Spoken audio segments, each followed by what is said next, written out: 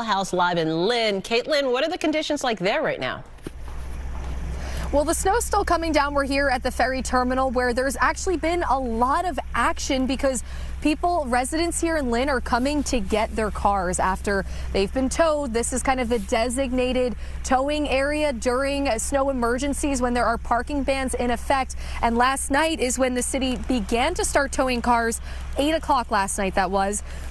Like so many area cities and towns, Lynn's main roads, even their side streets, are not passable when the snow starts piling up. So everyone must get their cars off the street.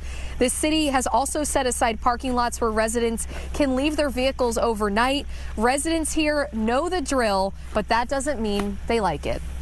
No, because it's a hassle, like, especially if you have parking in front of your house. I called my Uber. He's waiting for me now so I can drop off the car and go home, and then I'll call the Uber back in the morning to come get the car. It's kind of an inconvenience. It is. It is. It's starting to be an inconvenience, you're right. So how done are you with all the snow? I'm finished.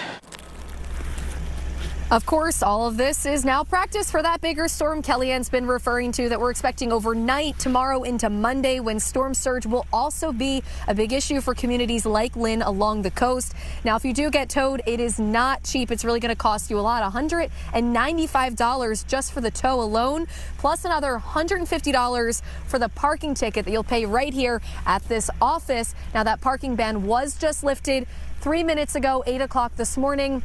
I did speak with some officials here behind me in the ticketing office. They said that the city of Lynn will be meeting to figure out when exactly the next parking ban for the next storm we're getting tomorrow night into Monday will be in effect. So stay tuned on air and online. We will bring you that information. Reporting live here in Lynn, Caitlin Gelhaus, WCVB News Center 5.